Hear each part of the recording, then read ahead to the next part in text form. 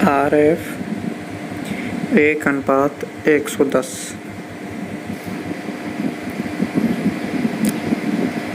इस RF को हम रिप्रेजेंटेटिव फंक्शन प्रदर्शित भिन्न के नाम से भी जानते हैं। RF 1:110 1:110 इसका तात्पर्य यह हुआ कि मानचित्र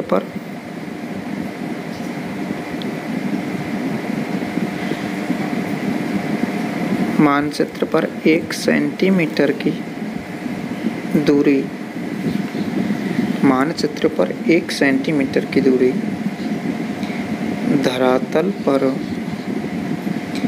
धरातल पर 110 सेंटीमीटर को प्रदर्शित करती है। अर्थात मानचित्र पर यदि 1 सेंटीमीटर की दूरी है तो वह धरातल पर 110 सेंटीमीटर को प्रदर्शित करती है। अर्थात धरातल पर अगर 110 सेंटीमीटर को मापते हैं, अगर धरातल पर 110 सेंटीमीटर को मापते हैं तो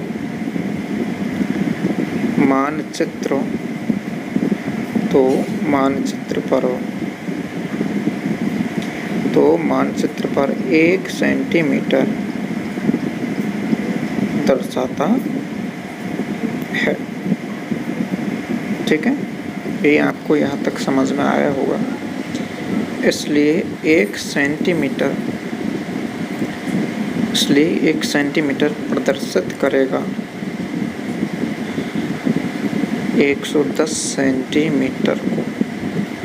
इसलिए 1 सेंटीमीटर प्रदर्शित करेगा 110 सेंटीमीटर को। अब देखिए, रेखा हमें 10 से 15 सेंटीमीटर के बीच में ही लेनी है। 10, 11, 12, 13, 14, 15 इनमें से कोई भी रेखा ले लेनी है। ठीक है, इस रेखा के चुनाव में हम स्वतंत्र हैं। हमें रेखा ऐसी लेनी है जिससे हमें गणितीय क्रिया करने में दशमलव या पॉइंटों का सामना नहीं करना पड़े। तो चलते हैं, अब हम आपको एक फॉर्मूला बताते हैं। वह फार्मूला है रेखा इनटू मापक। यहाँ हम 100 बटे में लिख देंगे, रेखा इनटू मापक बटे 100। ठीक है, तो रेखा 10 सेंटीमीटर की हमने ले ली है और मापक 110 ले लिया है और 100 सेंटीमीटर का हमने भाग दे दिया है। अर्थात बराबर हमें 11 मीटर उत्तर के रूप में प्राप्त हुआ। इसका तात्पर्य हुआ कि 10 सेंटीमीटर की रेखा पर हमें 11 मीटर प्रदर्शित करना है। अर्थात 10 सेंटीमीटर की रेखा पर 11 मीटर प्रदर्शित करना है।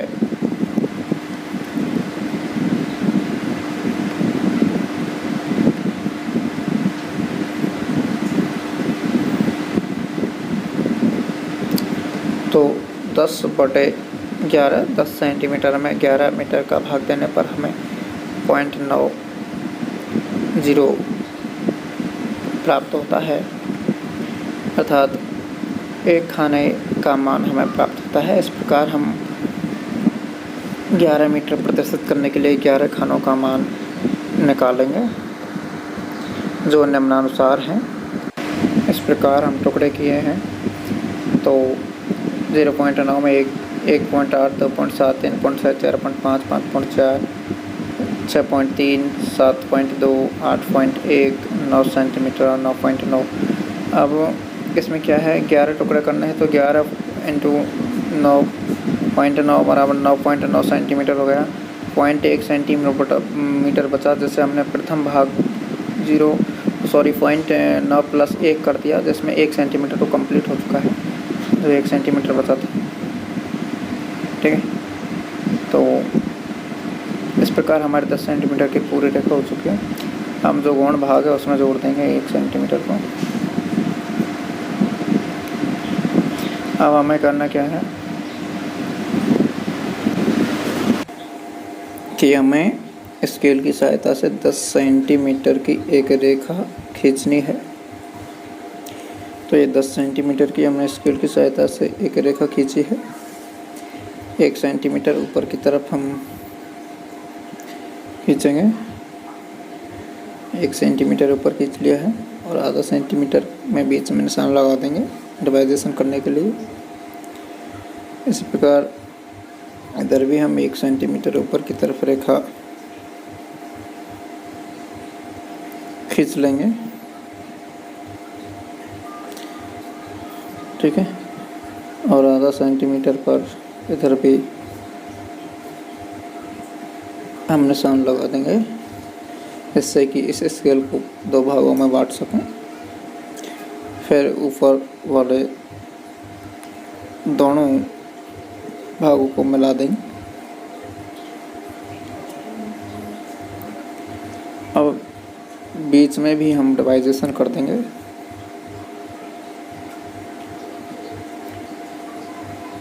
जहां हमने 2 पॉइंट के निशान लगाए हैं आधा सेंटीमीटर पर, यहाँ स्केल रखकर हम एक लाइन खींचेंगे और इसे 2 भागों में बांट देंगे।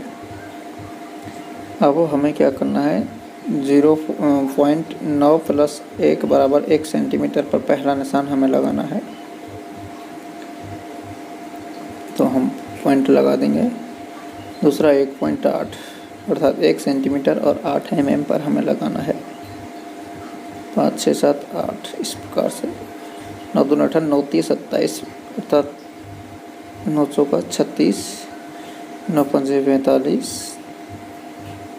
ठीक है, 4.5 पर लगाना है। 9 छक्के 54, 9 7 63, 9 8 72, 90 90 81, 9 10 90 और 11 9 99 और 1 इधर पहले ही ले लिया था हमने 1 सेंटीमीटर का। और ऊपर से इसको हम मिला देंगे एक रेखा खींचते हुए। इस प्रकार सभी को हम मिला देंगे।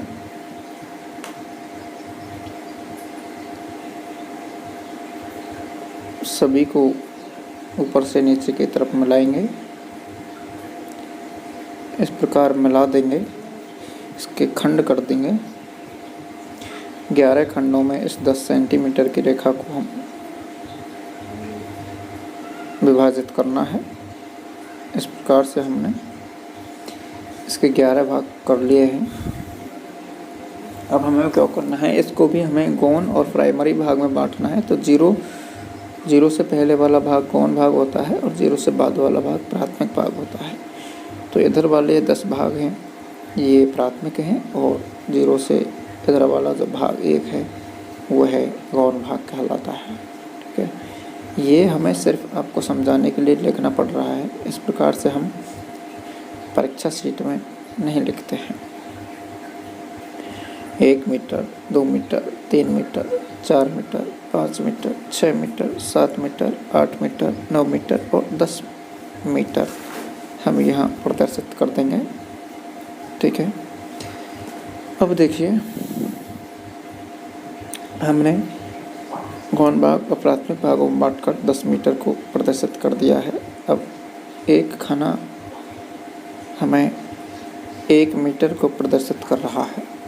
टोटल 11 खाने हैं, 0 से पहले वाला खाना और 10 खाने। इस प्रकार 1 और 10 11 खाना होते हैं। तो एक खाना 1 मीटर को प्रदर्शित कर रहा है।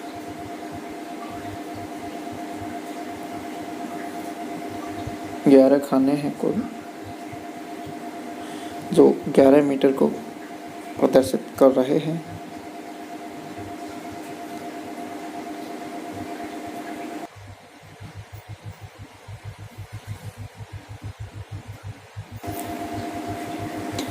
अब हमें क्या करना है, जो गौण भाग है वो 1 मीटर का है, तो उसके हमें आधे भाग करना है।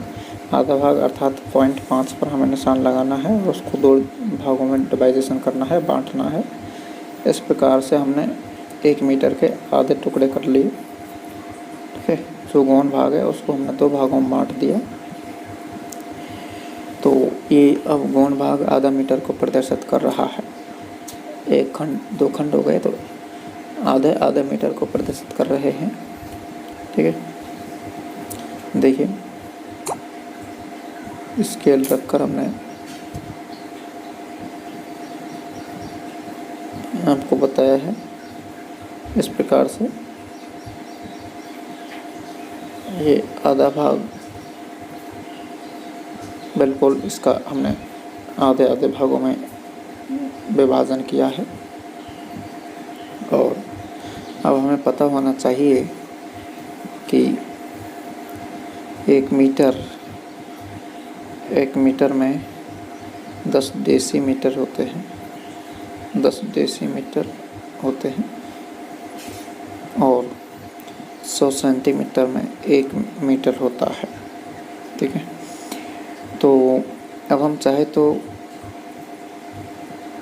और आधा मीटर में तो हमें पता ही है कि 50 सेंटीमीटर होते हैं। 50 सेंटीमीटर होते हैं। अब हम चाहें तो गौण भाग को डेसीमीटर में या सेंटीमीटर में प्रदर्शित कर सकते हैं। अब हमें पता है कि आधा भाग है तो 1 मीटर में 10 डेसीमीटर होते हैं, तो आधा मीटर में कितना हो गया? आधा मीटर में 5 डेसीमीटर हो गया। कितना हो गया? 5 और 10, अर्थात 1 मीटर को हमने 10 डेसीमीटर में विभाजित कर दिया। ठीक है, तो ये हमारी प्रक्रिया हुई। चाहे तो हम 50 और 100 लिख सकते हैं, सेंटीमीटर में प्रदर्शित करना चाहें तो। अब हमें एक भाग को रंगना है, लाइनिंग करनी है, कोई भी आकृति दे सकते हैं, एक को खाली छोड़ना है, एक को रंगना है और एक को खाली छोड़ना है और एक को रंगना है। ये प्रक्रिया हम पूरे खानों में इसी प्रकार से करेंगे। और मैंने इनमें लाइनिंग प्रक्रिया की है। पैमाने को हमें अच्छा बनाना है, डिज़ाइनदार बनाना है, जो आपको उचित लगे और अच्छा प्रदर्शित हो। इस प्रकार की आकृतियाँ हमें इसमें भरनी है। इस प्रकार से मैंने तो इसमें लाइनिंग प्रक्रिया की है, तो काफ़ी अच्छा लग रहा है ये। इस प्रकार से मैंने इन टोटल खानों को लाइनिंग प्रक्रिया द्वारा भर दिया है। ऊपर हम RF 1:110 लिख देंगे। इस प्रकार से हमारे पैमाने की पूरी प्रक्रिया पूर्ण होती है। धन्यवाद दोस्तों, लाइक शेयर और सब्सक्राइब ज़रूर करें।